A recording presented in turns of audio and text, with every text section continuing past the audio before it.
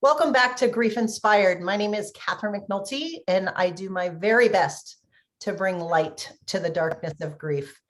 Now, today we have what I think is going to be an amazing, amazing episode. I want to talk more about suicide. I want to talk about how we can prevent it, and I want to introduce you to a fantastic human who is doing a lot to help prevent it. And when it comes to suicide, I think it's hard for everyone. And it's a hard discussion, and there's so many unanswered questions. And for all of you who are watching and have lost someone to suicide, I'm hoping that this will bring you a little comfort, give you some more information, and help you continue on your grief journey. So I wanted to start with that. Kirk, I am so happy that you are here. Thank you so much for being here today. I thought that we would lead with talking a little bit, and this was on your advice. I wanted to share some of the statistics around suicide because I didn't know them. And so in the general population, this is from the NIH in 2019, in the US specifically, suicide is the 10th leading cause of death. So it's in the top 10. But for younger kids or younger individuals between 10 and 34, it's actually the second leading cause of death, which is pretty high. And what really floored me when I was doing the research was that it's 2.5 times more prevalent than homicides in the US. So I just thought that was, so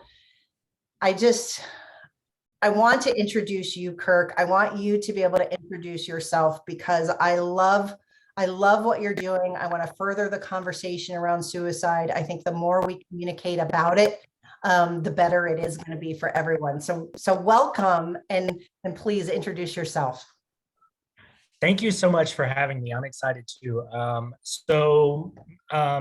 Like Catherine said, my name's Kirk Barnett. I am the founder of Live Out Proud, which is an organization that focuses specifically within the LGBTQ community to encourage all the members of our community and allies of our community to do exactly that, to live out proud every day. So live fully out in the open, proud of the miracle human that you are. And I specifically work with guys who have had similar journeys in life like me, meaning I came out later in life. I was married to a woman. I have 2 biological children. So a very unique journey within the LGBTQ community and within the rest of the world, I guess, as well. So yeah, that sums me up. Right. And so you and I met in some of the courses that we do because we're constantly learning and training to become better humans so that we can serve more. And I wanted to talk to you because I love, our conversation sort of went to suicide, and you mentioned to me how much higher the suicide rates are in the LGBTQ community. So can you talk about that?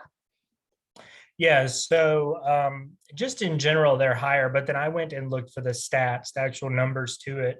And when you look at adults within that same population set that you had mentioned, like 13 to 34, it is 17%, it's estimated that 17% of that population, 17% of the LGBT population in that age range has contemplated suicide.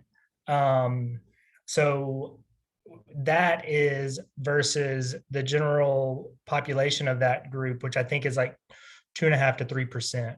So there's a huge differential within the community in terms of seeing suicide as the only means necessary, or the only way. I don't want to say the only way out, but that's what's coming to mind right now. They see it as the only way out or an only option. Right.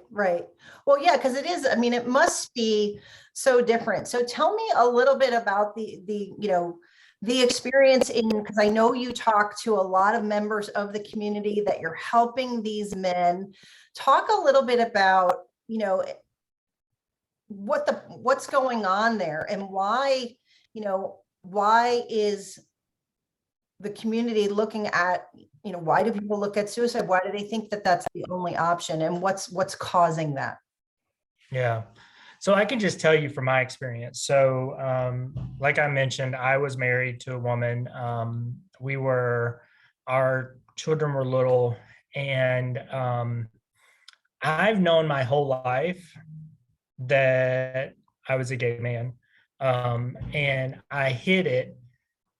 And in order to hide it, you know, I did all the things that were expected of a great husband, you know, good father. Um, I guess I call it the check the box. Like I checked all the boxes to make sure that nobody was suspect of me being gay.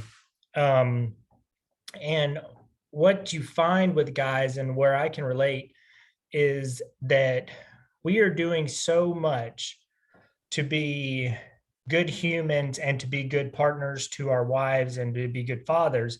But what we equate that activity with is not that there's any goodness in us, but that we are low lives, we're liars. We have all these internal strife. We have all this internal strife about reconciling our actions with who we truly are, and thinking that being gay is wrong. And, you know, I grew up fairly religious, so it's a sin. We're going to go to hell. Like God hates us, all this stuff. And so you, over time, through all the messaging that comes across and all the training that your brain hears as you're growing up and you're in your relationship, you just equate yourself with bad, and everything good that you do in the world is to hide the bad inside of you. Oh, So I'm one of the statistics that contemplated suicide. I actually had it planned out, wow. but in order, um so for me, because taking care of my family was so important to me, I had planned it out in a way that my hope was to make it look like an accident. Oh, Like I I had a commute home from work, and they were doing road work, and there were these big concrete culverts that they were putting in, and they were the really big ones. And I can remember having the thought of, okay, I can just gun it and hit that just the right way. That will take me out, and then they'll get the life insurance policy. They'll still be like, they'll be taken care of, and they won't ever have to live with the shame of knowing that their father's gay, or April knowing that her husband was gay and had been having an affair, and all this ugly stuff. hmm. Um, so So I one can thing, definitely. so I just have to jump in here, because to me, this is a little bit mind-boggling, and I think it would help. It's going to help everyone here who watches this, who has lost someone already to suicide, because even as, you know, depressed and out of options as you must have been, and you're welcome to share more about that if you're open to it. But even in all of that, you were still worried about your family, and you were still trying to do the right thing, and thinking of other people. So Mhm. like, ugh, right? And I think that that's something that I wonder how many others, right, as they're going through the same type of scenario, and maybe, you know, you chose ultimately, clearly, not to go through with it because you're here. Thank God for all of the people that are being blessed by you now. But other people, you know, they didn't make it. They didn't make it. And so Yeah. that is just, yeah. So how is that possible? I guess, can you talk a little bit more about sort of, your psyche, like how do you do that? How can you be so sad, but yet caring so much for other people? And do you think that that's, likely to be going on or have gone on with others? I mean, do you hear that? So I can talk within the clients that I've helped, and where I focus is as guys are close to coming out or have just come out, and we work through all the shame and guilt and everything that they carry. Um, my story is fairly similar to all of theirs, and then how they contemplated and how they were trying to think of ways to not burden others with what they were carrying internally. And I think um, it's such a theme throughout the community that it's not shocking to me when I hear it. What is interesting is that it's shocking to my client the first time I say it. And I've worked with so many times that I'm like, is that the point where you considered suicide? And they just kind of sit back. And I think, Is it because they don't know that how prevalent thinking about it or planning for it is? Is that why? Is that why they're taken aback? yeah, yeah. So there's a lot of, when you're in that place, you tend to isolate yourself. Mm-hmm. And you don't want to expose yourself to anything that's going to bring up your demons or whatever you're struggling with. And so there's not a whole lot of understanding outside of their little world. But it's definitely, and I say it and I'm bold about it because I want them to know, one, that I've been through it, but that it is prevalent and that they're not alone. And I think a lot of it is for people that are struggling is knowing what them thinking they're alone and then figuring out that they're not. Right. Well, and this is, and I'm sure, my tagline, the thing that I say all along, and the reason why I do all of this is because I believe that no one should grieve alone. And a lot of our viewers here who are watching, I mean, I can talk from personal experience, after I lost my son, right? Like, you think about suicide, you think about what it would be like, because the pain is so deep. So it should be talked about more, right? Which is another one of the reasons why I wanted to bring you on here, is because we should have the conversation. People are thinking about it. But you shared an interesting statistic with me when we were talking in preparation for this. You were talking about if someone intervenes, if someone, talk to me more about, if someone intervenes or makes somebody feel comfortable about what's going on. Talk about that. So one of the things that I've found in my work that I find that I'm very passionate about is particularly the younger age group, 13 to 24, and where you see a lot of, I mean, that's where I quoted the stat from before. But if an individual has one supportive person in their life, someone who reaches out and wholly supports them, and this is within the LGBTQ community, but the reduction in thoughts and contemplations and planning is up to 40% just from having one supportive person. So now I found that stat specifically to like the smaller population that I work with, but I can't imagine that would not be true for the general population. Like, what you and I both do is we work to be visible, and I think bringing light to situations and circumstances that people are going through is what helps others know that they're not alone. And it like breaks the dam, if that makes sense.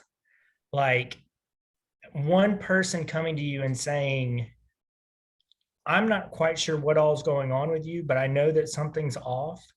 I Mm. love you enough just to listen and can be a confidant for you if you need to. I think sometimes that is just enough to like put the hole in the dam that eventually breaks it all. Well, which is so phenomenal. And thinking of my viewers, so the other side of this, and I can hear some viewers. So if this is you, this is the conversation for you next, right? Is because there's so much guilt.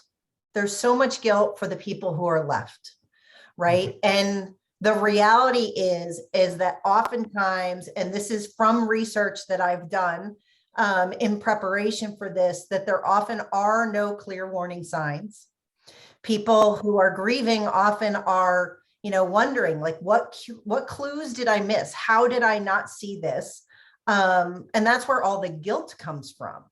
But I think that there's a lot of times it's something that can be very hidden, like you mentioned before, the isolation. And can you talk a little bit about how, and especially like in the community, right? There's so much hiding. And, you said before, I never thought about it as like feeling like you're lying, right? Yeah. But there's a lot of hiding. And I think that contributes to a lot of this. Can you talk a little bit about that? Yeah. And it is, what I could say is like, when I think about like how I contemplated it and how I was putting out this facade, when I was going in my darkest moments, I mean, it would have been a complete shock. And I think probably had I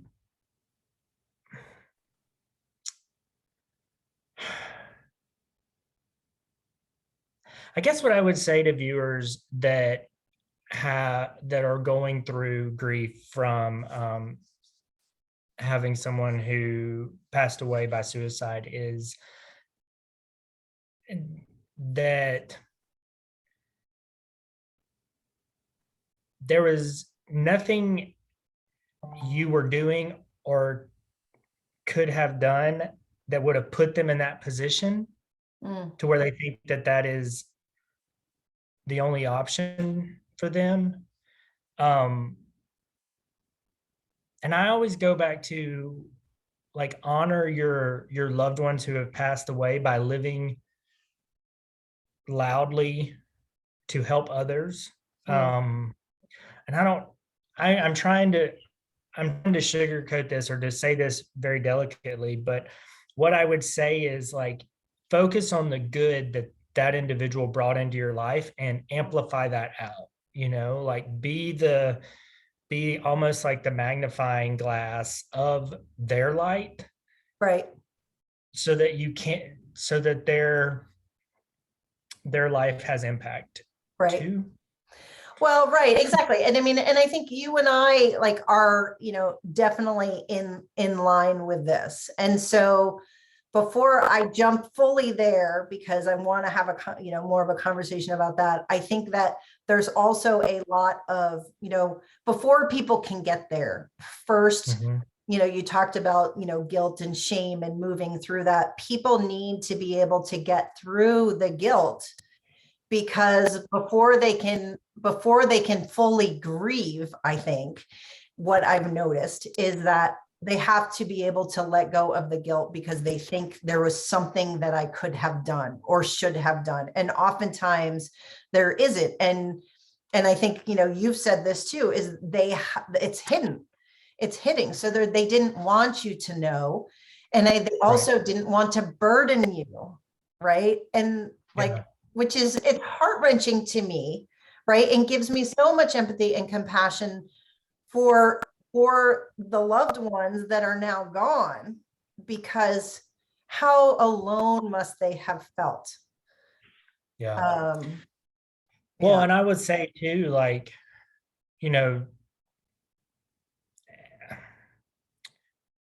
what I kind of equate it to like guys going through the guilt and everything that they feel for their journey. This is what I would say is, At the time you were making the best decisions that you possibly could for your family and everyone involved.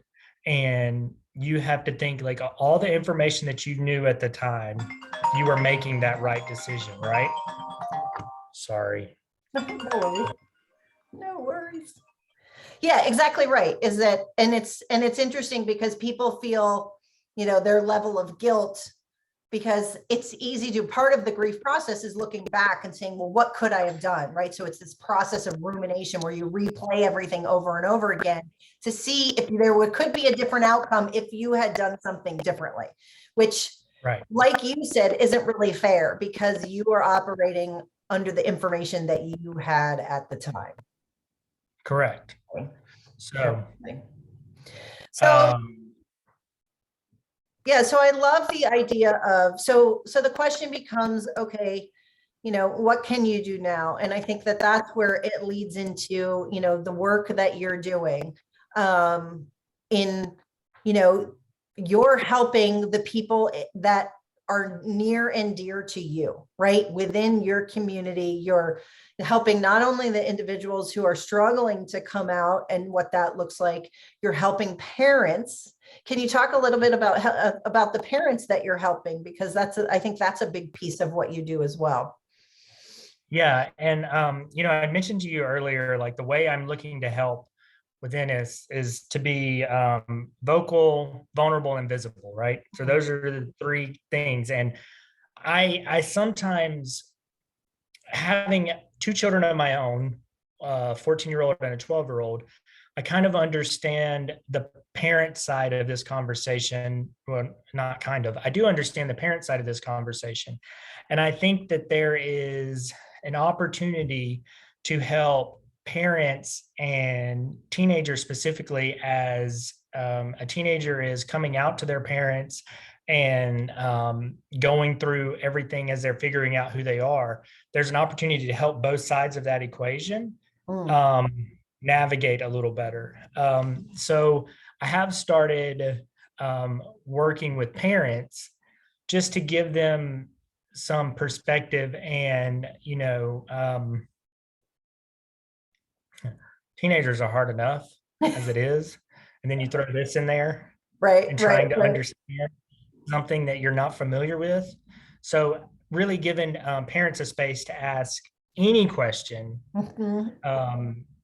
without judgment, without worrying about the teenager volcano of emotion, and getting an understanding and learning ways to be more supportive for their child. I love that. And I think that's so good. And that, and that's what it's all about, right? So tell me again, you said vocal, vulnerable, and what was the third V?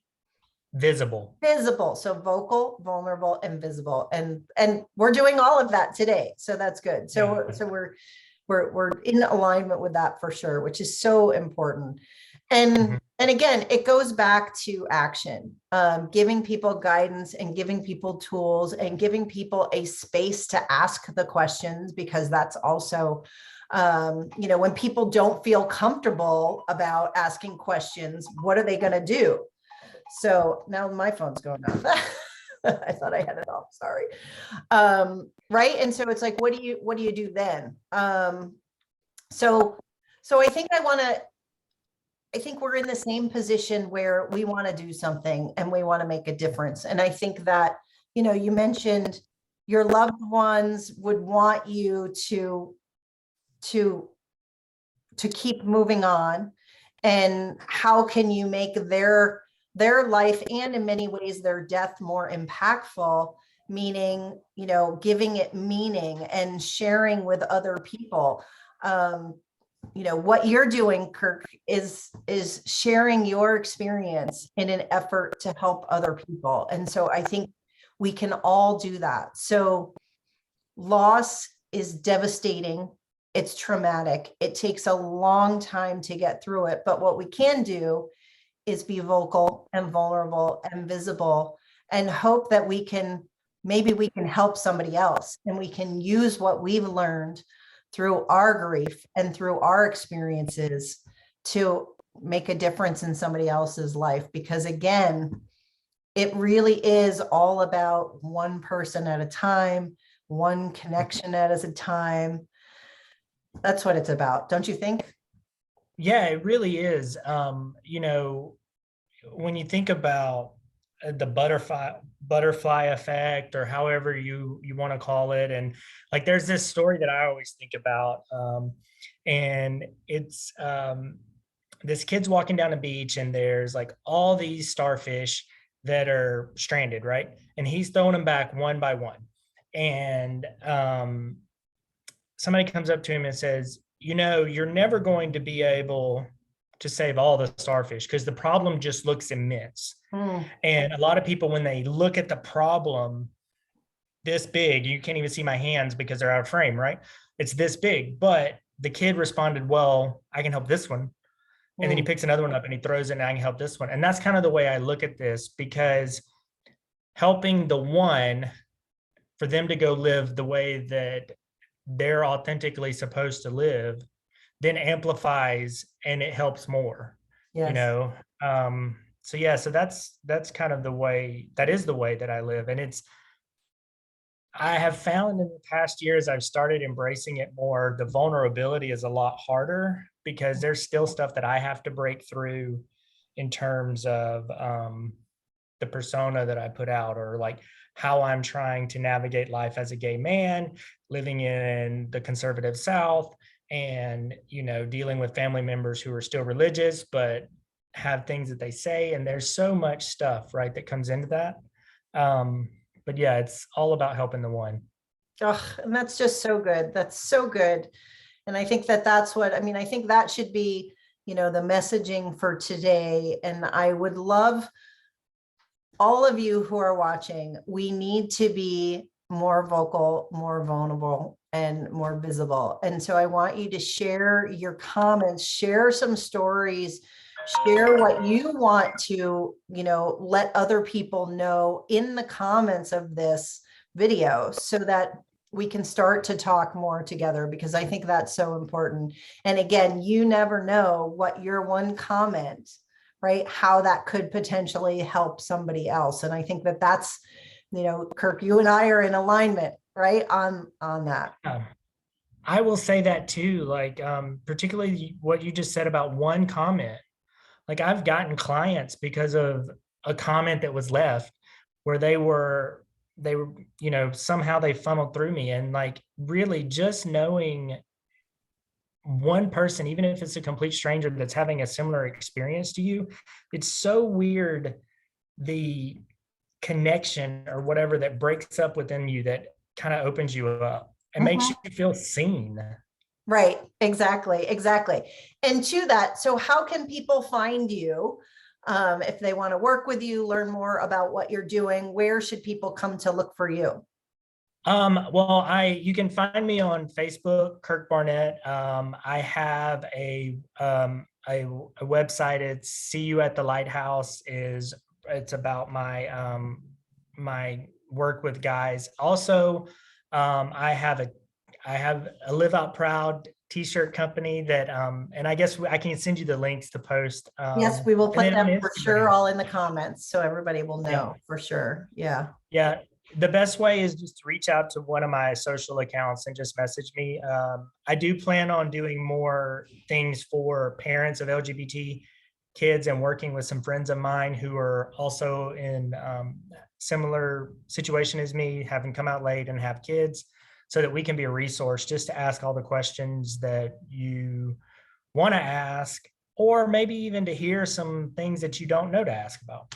Right, exactly. No, and I mean, that's also so good. So I just want to thank you for taking time, for being here. I love that, you know, we literally did sort of stumble across this conversation, and I said, like, this, we just need to be vocal. We need to do this, and it's so good. And I think that there's also a lot to learn for everyone around, not only more about the LGBTQ community. So thank you for educating me on more of that. And then also, you know, suicide and grief in general, right? Because I think all of these topics are vitally important. And it's really, it's what makes, I guess to use the term, it's the fabric of our lives, right? It makes up who we are, and we need to talk about it because it's where we ultimately find meaning. So before we go, do you want to leave the audience with any words of wisdom? You know what I would just say to everyone, I love this that I came up with, live out proud. You can't see it. I'm going to stand up. So okay. Live out proud, right? And specifically, a lot of people think is for the LGBT community, but I think it's honestly for everyone. I think everyone needs to learn to live out who they are every day. And if I could say one thing, and I know, Catherine, this is something that you've experienced as we've been in these courses together and grown and all that, like the more you start focusing on what you're feeling inside and driving you in life, the better your life aligns, and you just start living better. Like the moment that I stopped trying to please everyone else and started living out who I was feeling inside was the moment that my life changed to where I feel the most content that I've ever felt. And that's so good. And I think that's what we all want and what we should all be searching for. And for me personally, my grief journey is what's bringing me as far as I've come, because I am completely different than I was at the beginning of this. And I think it's what continues to push us to do more, because I think that's at the end, that's what it's all about. So thank you so much for being here. I can't wait to get this out so that everyone can see this. And congratulations on the work that you're doing. And please don't ever stop, because it's so, so very important. It really, really is. Same for you. Like it's having some people in my life that are close that have dealt with grief in a very intimate way. The work that you do is so terribly important. So very important. Thank you. Well, with that, we're going to leave you. Please don't forget to leave your comments. Be vocal, be vulnerable, be visible, make a difference, because your one comment really can make the difference to someone's life. So bye for now.